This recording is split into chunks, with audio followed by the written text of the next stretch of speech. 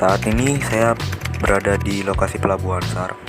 Jadi saya akan menjelaskan tentang pencemaran lingkungan. Saat ini saya berada mengamati lingkungan di Pelabuhan SAR. Bahwasanya banyak sekali sampah-sampah di sini.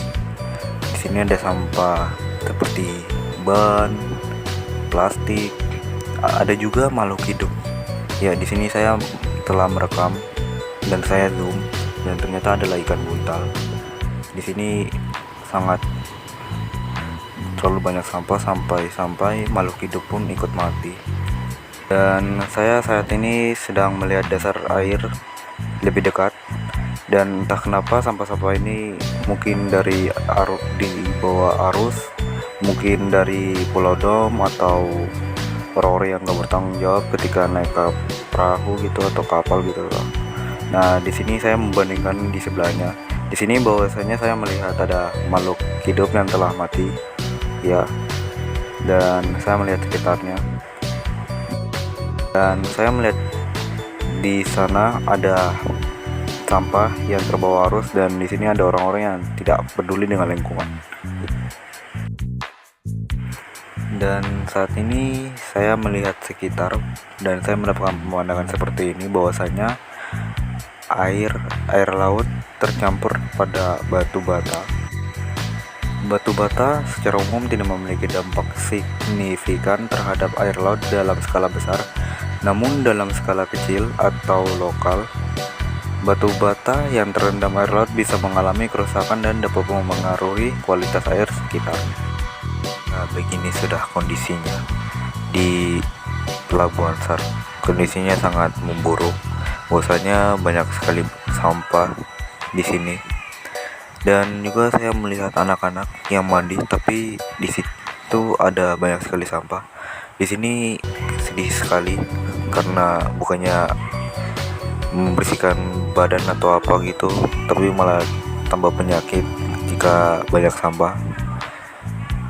Padahal suasananya bagus gitu. Dan di sini juga saya melihat sekitarnya di bagian pinggir-pinggirnya, bahwasanya banyak sekali sampah juga. Assalamualaikum warahmatullahi wabarakatuh.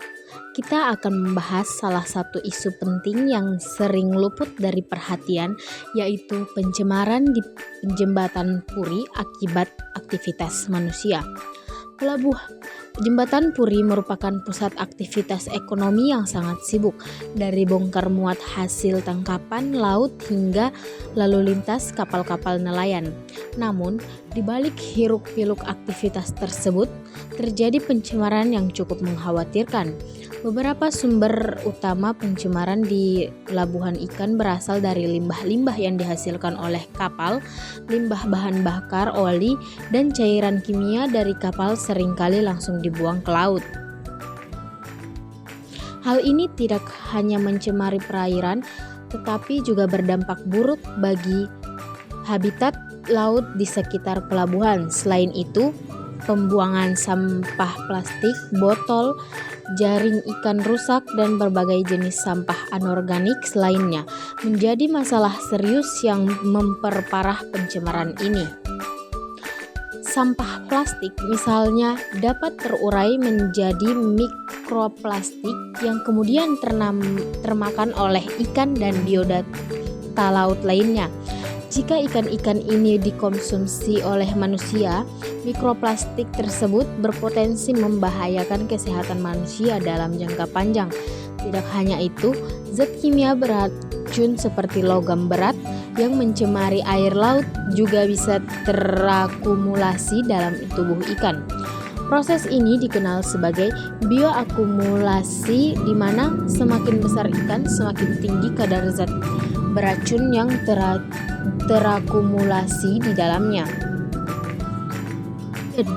Oleh karena itu, penting bagi kita semua, baik nelayan, operator kapal, maupun masyarakat setempat, untuk lebih peduli terhadap lingkungan.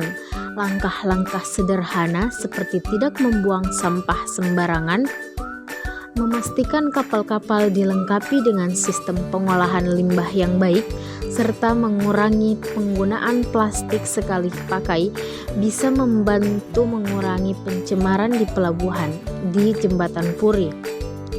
Mari kita bersama-sama menjaga kelestarian ekosistem laut, karena dari sanalah kita mendapat sumber pangan dan penghidupan.